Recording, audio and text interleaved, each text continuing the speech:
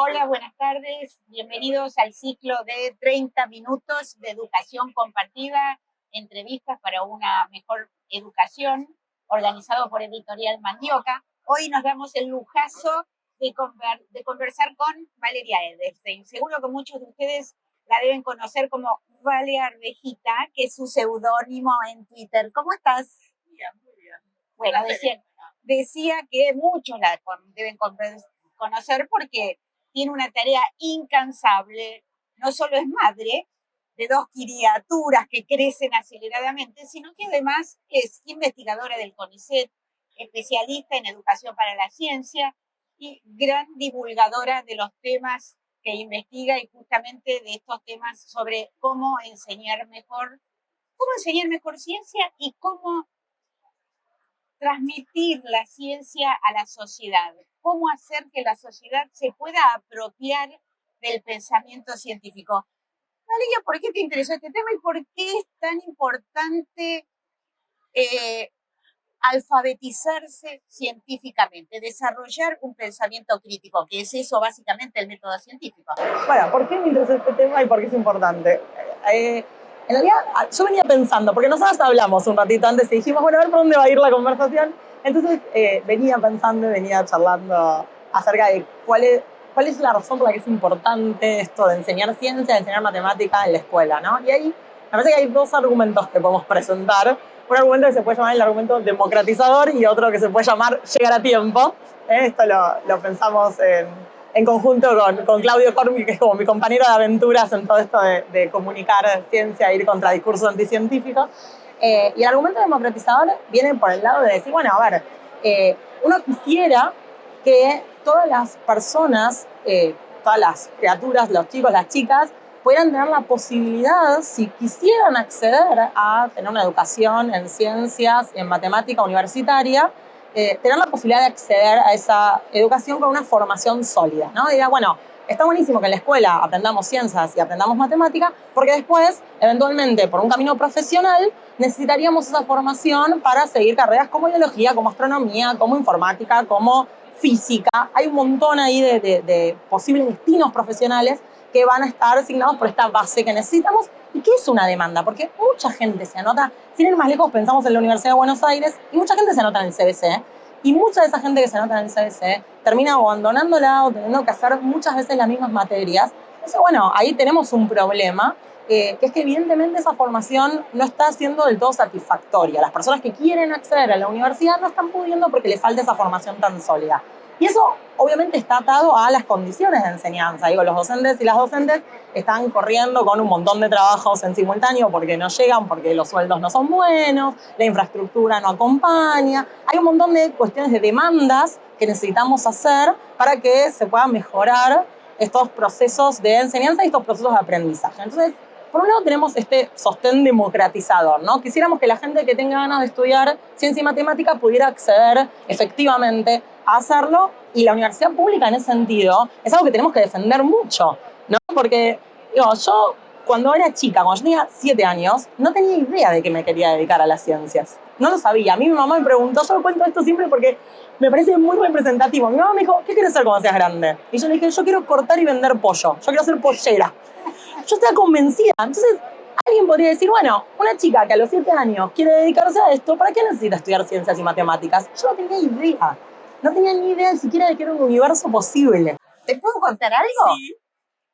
Sí. Andrea Gamarnik, enorme científica, reconocida internacionalmente como una de las referentes en la biología del virus del dengue, alguna vez me contó que ella en realidad quería ser jugador de fútbol o dedicarse al deporte, porque tiene muchas condiciones deportivas. Pero como daban una beca para ir a estudiar a farmacia y bioquímica, dijo, bueno, ya que ella vivía en Lanús, en fin. Pero justamente en el CBC iba cursando las materias y un día se sentó, dice que ella siempre los fines de semana lavaba, barría el pasillo de su casa, vivía en un PH con su mamá, la mamá iba baldeando y ella con la goma detrás arrastrando el agua, y se sienta desconsolada y le dice, ay mamá, no puedo, esto no puedo. Su mamá no tenía educación universitaria Dice, yo no sé, las cosas no las entiendo. Y fue gracias a que jugaba al ping-pong con un compañero que estudiaba física y le dijo, no te preocupes, yo te voy a ayudar, que pudo seguir adelante. Pero no todos tienen un amigo que estudia física o matemática. O sea, imaginemos, ¿no? El caso de una chica que vive en una localidad en Formosa que no tiene la posibilidad de cruzarse con alguien que estudia física, con un observatorio como el que tenemos en el Parque Centenario en el medio de la ciudad de Buenos Aires o el Planetario. No tenés esa posibilidad. Y entonces la respuesta no puede ser, bueno, como con los impuestos de toda la sociedad estamos sosteniendo a un pequeño grupo de personas que estudian en la universidad pública, la solución es cerrar la universidad pública. No, para nada. La solución es que más gente tenga esa posibilidad de acceso. Entonces, desde el vamos...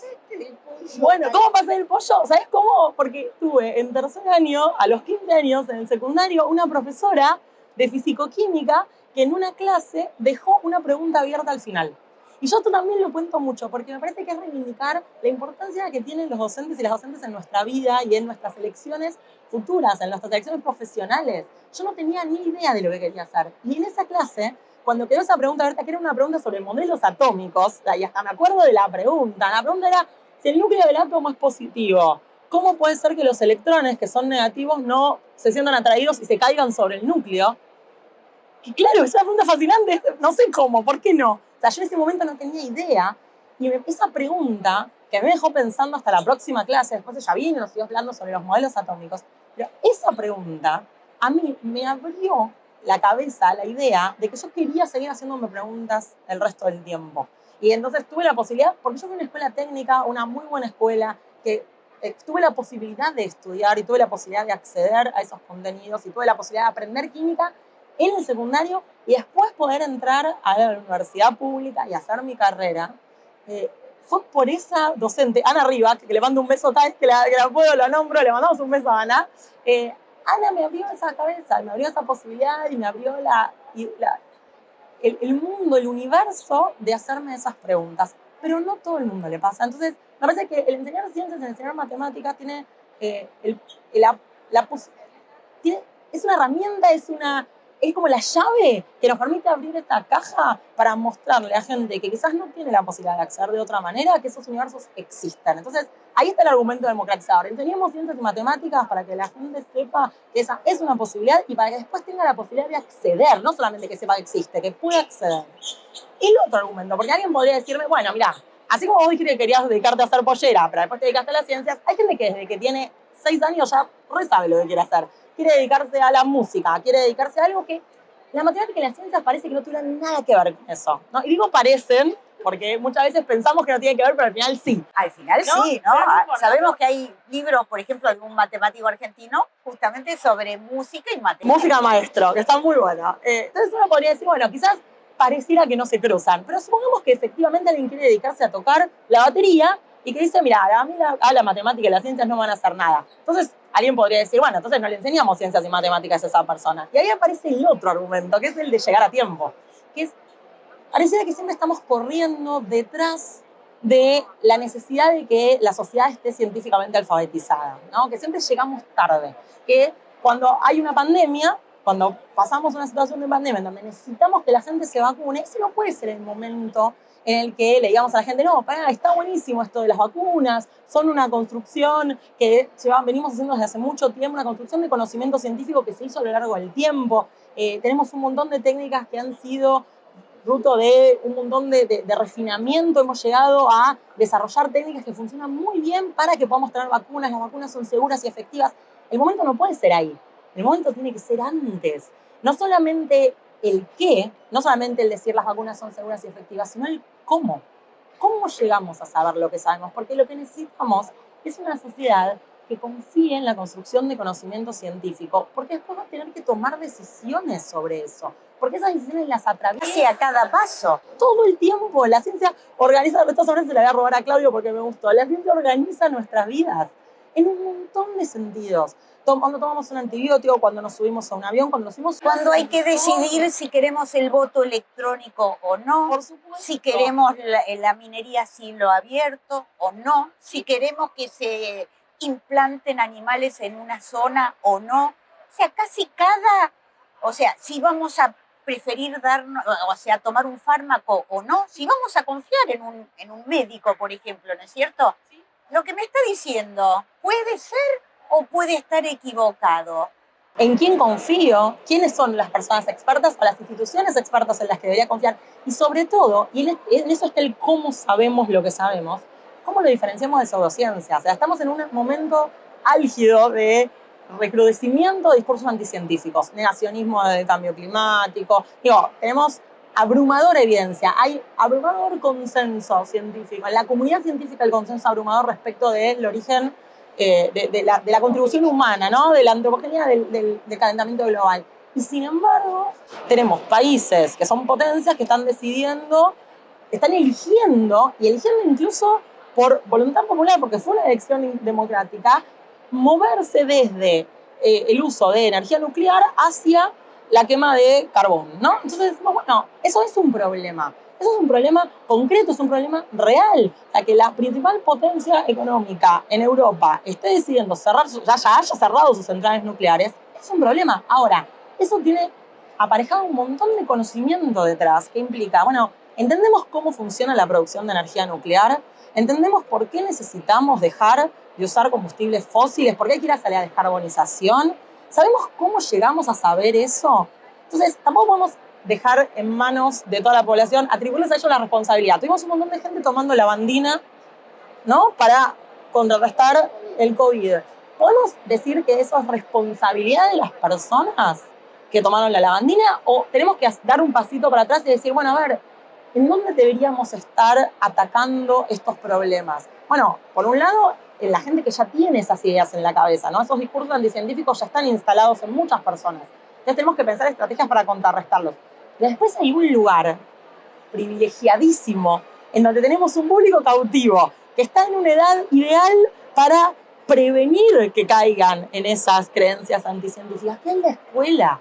Entonces, como docentes, nuestra responsabilidad y nuestra importancia es muy grande. Tenemos una oportunidad de oro que es lograr contar cómo es esta construcción de conocimiento científico y cómo es una empresa colaborativa, cómo no pasa de un día para el otro, cómo se para sobre conocimiento que generaron otras personas antes, cómo esa construcción de conocimiento, de esa construcción de conocimiento formaron parte las mujeres. O sea, es un tema que a mí me interpela mucho, ¿no? Cómo en el caso de las mujeres esa tarea se invisibilizó mucho y después tiene como consecuencia que haya muchas chicas hoy que no lo consideran un universo posible, pero esta idea de la ciencia como construcción colectiva, humana y colectiva, con todos sus vicios y todas sus virtudes, es un camino tan fascinante, es una historia tan fascinante, es algo tan apasionante que me cuesta creer que con la curiosidad propia que tienen los chicos y las chicas no podamos compartirles, no podamos entusiasmarlos, no podamos fomentar en ellos esta idea de que tener ciencia como herramienta para entender el mundo es un privilegio y es una suerte y es algo que tenemos que defender, porque no podemos defender lo que no conocemos. Entonces, ahí está, tenemos eso en la escuela. Claro.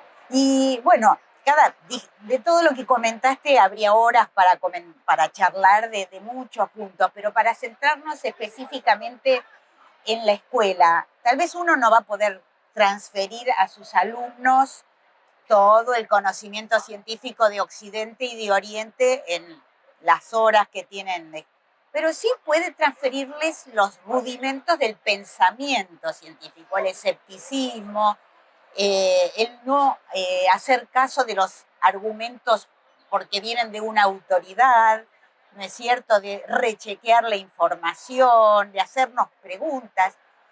Ahora, la ciencia tiene también un componente que es estético, es muy bella.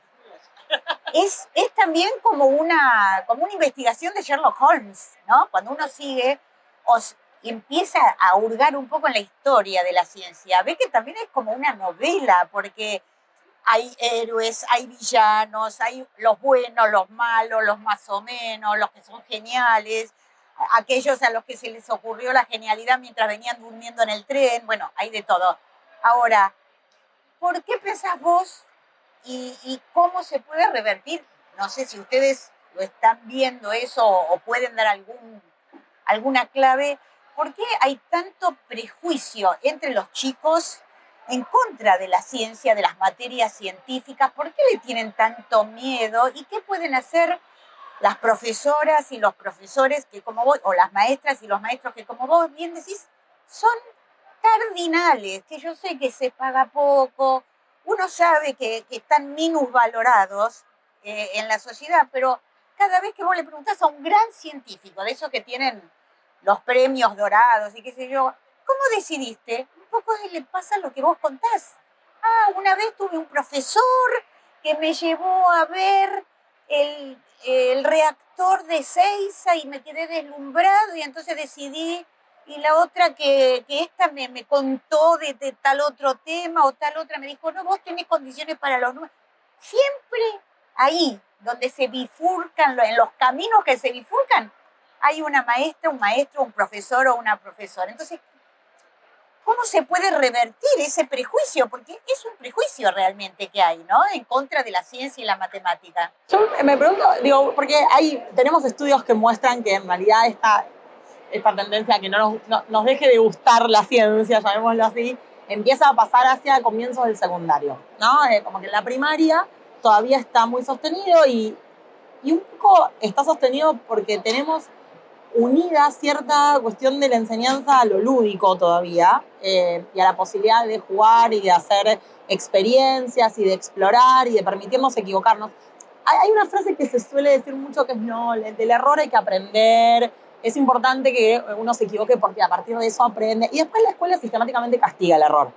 Y eso es un problema, porque estamos dando mensajes muy contradictorios.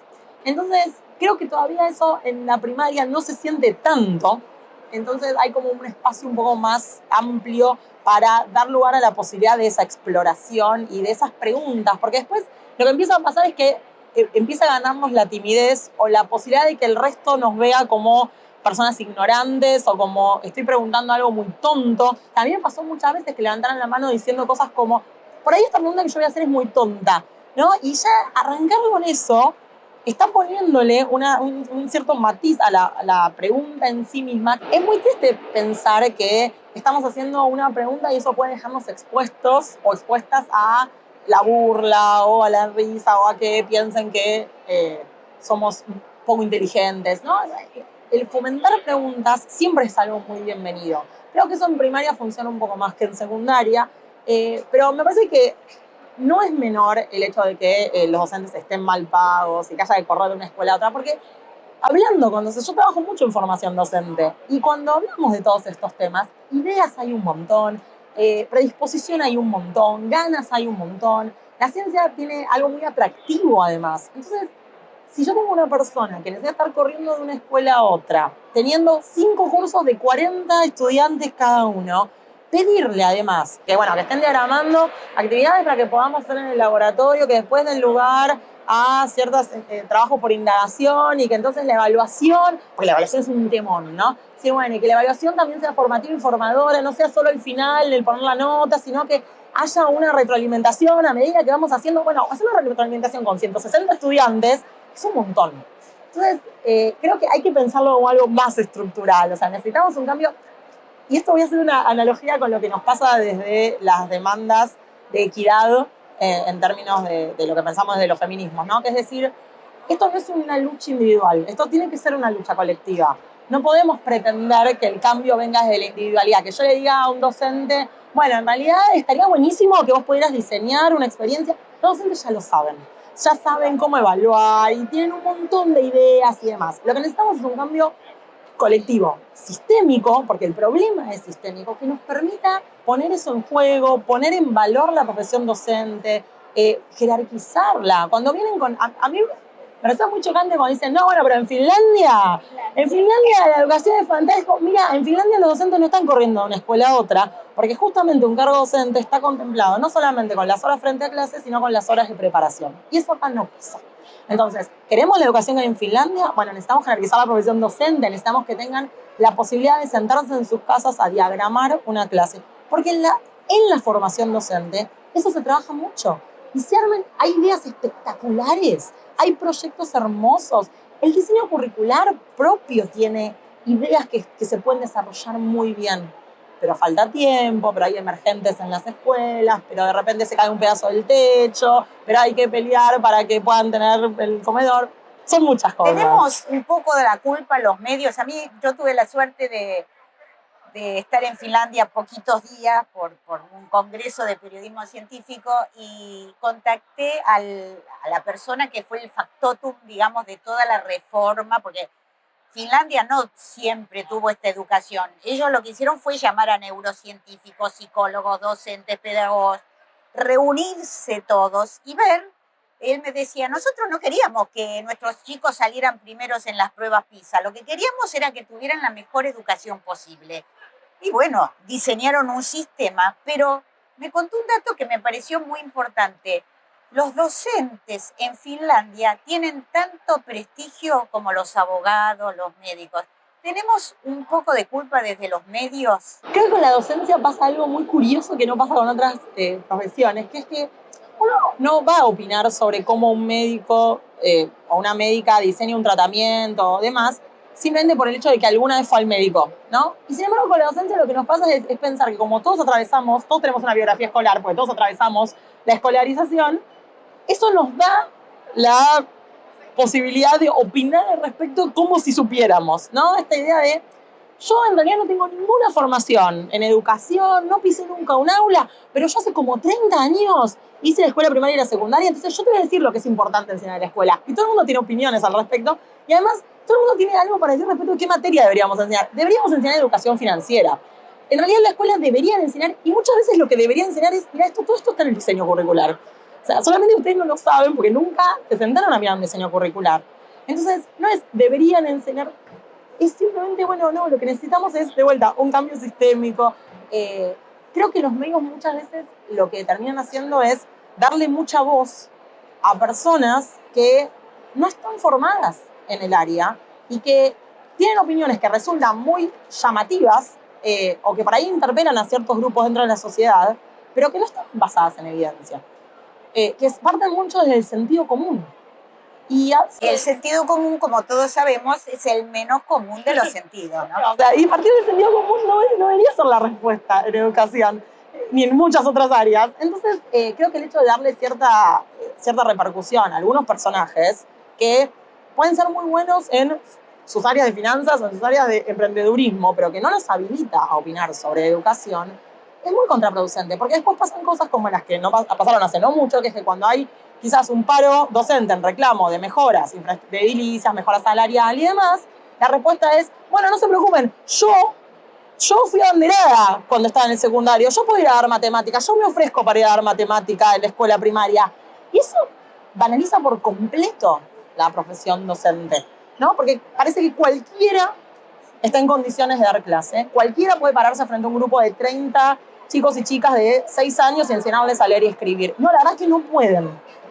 Vos mencionaste el discurso pseudocientífico que en este momento, digamos, es un tema muy frecuentado porque es paradójico que en un momento en que la ciencia va teniendo cada vez más importancia, porque estamos hablando de órganos de cultivo en el laboratorio, estamos hablando de viajes a Marte, estamos hablando de terapia genética, bueno, de cosas que no quiero caer en el cliché, pero parecían hace apenas unas décadas ciencia ficción, y al mismo tiempo, en lugar de haber mayor confianza, escúchame, nos salvamos de que hubiera más de los 6 millones de muertos en la pandemia gracias a que se desarrollaron vacunas a un ritmo nunca antes visto en la historia, y sin embargo crece al mismo tiempo ese discurso anticientífico y pseudocientífico.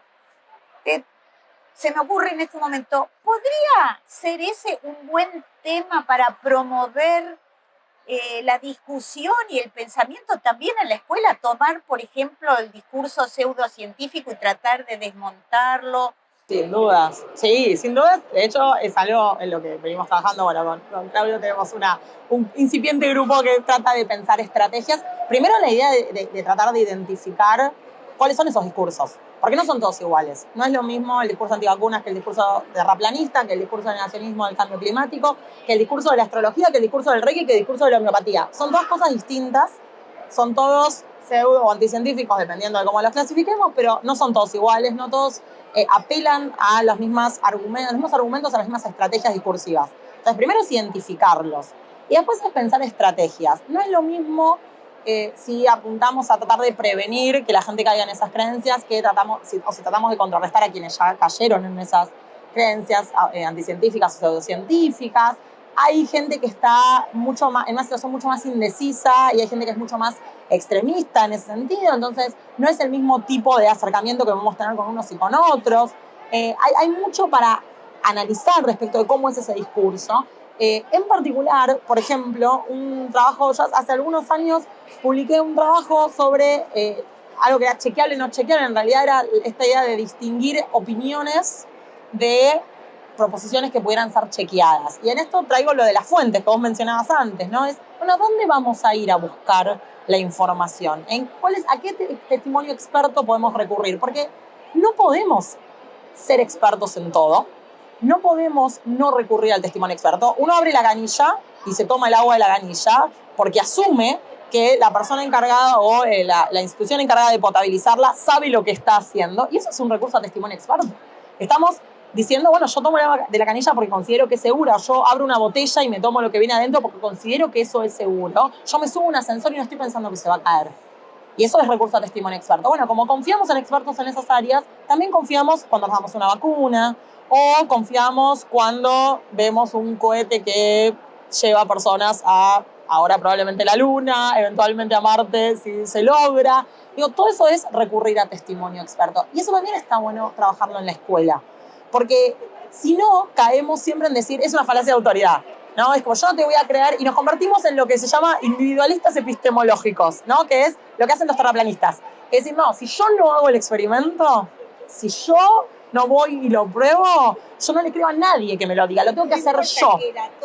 No, ni que la NASA tenga el telescopio, que la humanidad tenga un telescopio arriba sacando unas fotos increíbles. No, yo lo tengo que hacer. Bueno, yo no puedo ir a hacer los experimentos con control y a doble ciego de vacunas, de fármacos. Yo no puedo hacer eso, nadie puede hacerlo eso solo. Tenemos un nivel de especificidad ya en los conocimientos que nadie puede. Entonces, desde la escuela, seguro que podemos hablar sobre en quién confiamos, cómo decidimos que una persona es experta o no lo es, qué podemos mirar, cómo mirarlo. Y eso nos va ayudando a desmontar ciertos discursos pseudocientíficos y anticientíficos y también, sobre todo, hacer hincapié en lo que en el diseño curricular se llama modos de conocer. Los modos de conocer, hay algunos que atraviesan todas las áreas, pero hay algunos que son súper específicos de las ciencias naturales.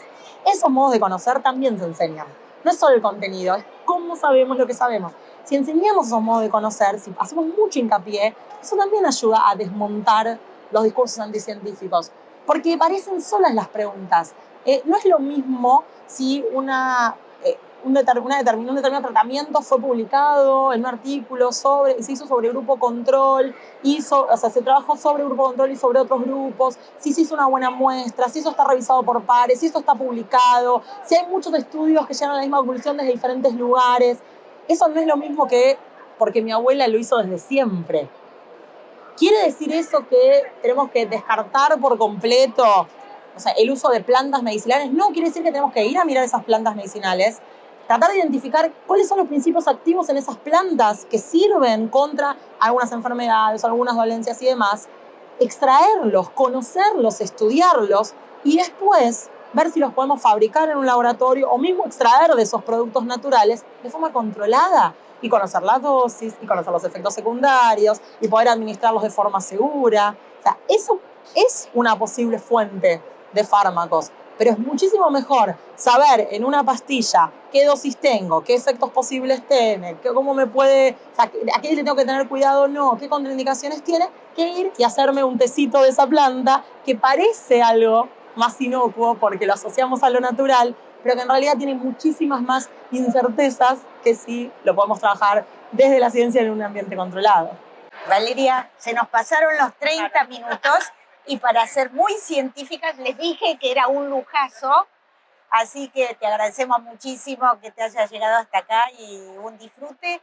Y esto queda abierto, pero sí queda, digamos, hay cosas que quedaron en evidencia. La importancia de los maestros y profesores, maestras y profesoras, que es fundamental. Y además, lo lindo, la fantasía, las oportunidades que brinda la enseñanza de la ciencia, que a veces por prejuicio hay un miedo, tanto de parte de los mismos profesores como de los alumnos, de abordar estos temas, siendo que si uno abre esa puertita es como Alicia en el País de las Maravillas, ¿no? Y va a encontrar maravillosas oportunidades y que no están en otro mundo, sino que están en nuestro mundo todos los días, ¿no? De pasar revista a esto que nos está pasando y al mismo tiempo aprender. Hoy aprendimos mucho con vos y te agradecemos muchísimo. No, gracias a vos, Nora.